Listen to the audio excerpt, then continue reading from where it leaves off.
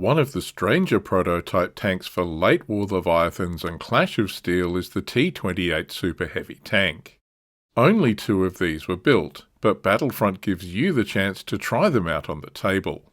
Join me as we look at this new kit and how it's going to work in Flames of War.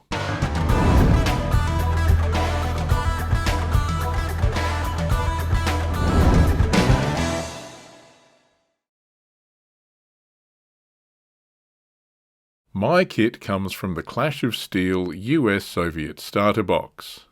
While this box contains 21 tanks, you only get 2 T28s.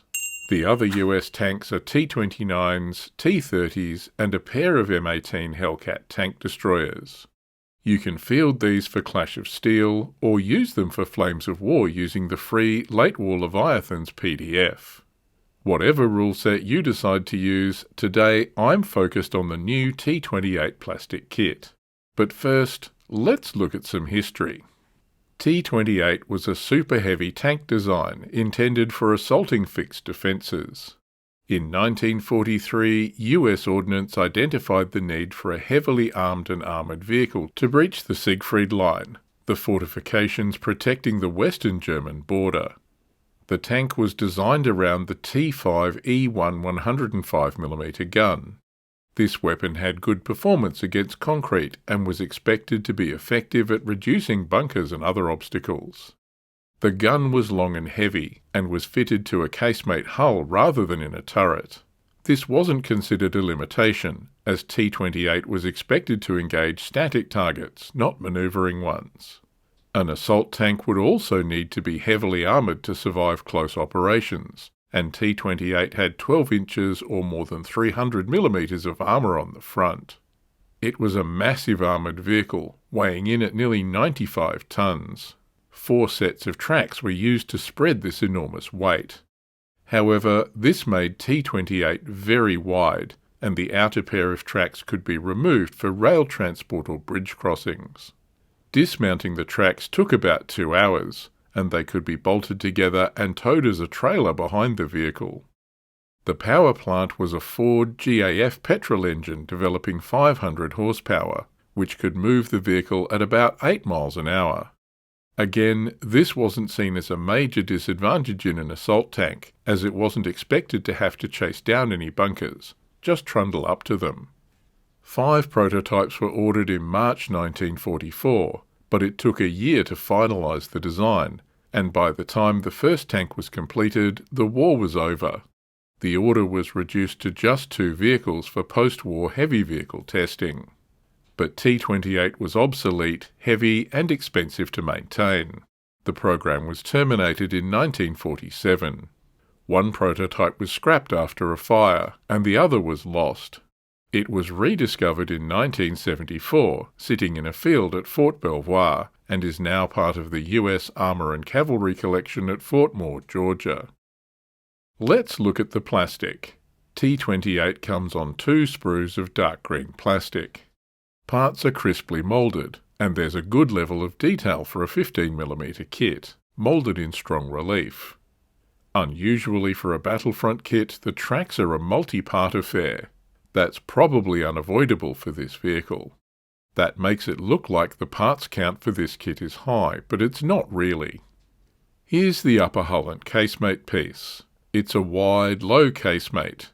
There's some good hatch, ventilator and periscope details moulded on. The commander's hatch can be modelled open or closed. The front of the hull is a separate piece, as is the engine deck. You can also clearly see the separation seam between the inner and outer track sets. The lower hull is pretty simple. The track horns for the front stick out a long way, helping spread the vehicle's weight along more track surface. In a significant departure for Battlefront, the tracks and suspension are a quite complex multi-part affair. The rear hull piece here shows this clearly. The final drives at the rear are moulded to include a section of the track. There's also a 50 caliber machine gun here for AA defence. That mounts on a ring on top of the casemate near the commander's hatch. This whole section of sprue is suspension and tracks, an intricate assemblage of pieces. Suspension is 8 sets of volute spring bogies on each side. The outer 4 bogies bolt directly onto the side skirts and are included as part of this piece. There's plenty of detail. You can clearly see all the bogie mounting bolts on the skirts. The other 4 bogies bolt onto the hull and are moulded onto this piece. The edge of this inner piece forms a locating surface that fits into a corresponding slot in the lower hull. The 2 different sides are keyed so they'll only go on the right way. Cleaning up the sprue gates on the volutes between the road wheels proved challenging. It's hard to get clippers or a hobby knife in there to trim these flat. The track run is only a partial piece, moulded to only show the portions of the track that will be visible. The 2 tracks on each side are moulded together as a single piece, so there's no way to build this kit in the slimmed down configuration with the outer tracks removed. Tracks appear to be a double pin chevron track, and each set was 20 inches wide. There are 2 end pieces like this one, which clearly show the double track run. With the kit's track run being multiple parts, you're going to need to take care during assembly to minimise gaps. Given several of the double track parts are moulded together, there's no scope to build this kit with the outer tracks removed. These tiny parts are small winch assemblies for separating and reattaching the outer tracks which bolt directly onto the hull. The front of the hull and the gun mantlet are here. You can see the front of the hull is flat, with just a big domed gun mount. There's a locating socket to accept a pin from the mantlet to help with positioning. The gun mantlet is heavily armoured with a rounded, shot-deflecting shape. There's a locating pin on the back, and the gun fits into this D-shaped socket. That should make sure the muzzle brake is positioned correctly. The T28's gun is the T5E1 105mm gun, a huge weapon in 1943-44. It performed particularly well against concrete fortifications like bunkers, perfect for the assault tank role. The gun has a double baffle muzzle brake, and you can see the D-shaped positioning pin at the end to mount it securely into the mantlet piece. The last parts here are the commander's hatch, AA gun ring mount, and the engine deck. The gun ring mounts the 50 caliber machine gun and has 4 positioning posts that mount into sockets on the hull. You can see a pressure mark in the plastic of the gun ring. Despite taking care, that piece snapped during assembly, but it glued back together okay. The engine deck piece is designed to fit into the rear of the upper hull piece. That should drop in without any issues. There are supports in the hull to position and hold it in place. So that's the parts for T28. It looks like a complex build, but most of it is the tracks. There was possibly a way to simplify this, but that simplicity would have come at the cost of detail. Because a lot of the pieces interconnect, you need to cut out and trim most of the parts before you start gluing. Then it all goes together quickly. Fit was pretty good, but I did need some pegs to hold the front track horns together while it dried to avoid gaps. Overall, it builds up into a good representation of this unusual vehicle. Let's look at using T28 on the table. My copy came from the Clash of Steel starter box I bought, but you can also field the T28 Assault Tank platoon in Flames of War using the late War Leviathans PDF. Let's look at that. T28 is a tank unit with no other special rules. Motivation is a confident 4+, but with a counterattack of 5+.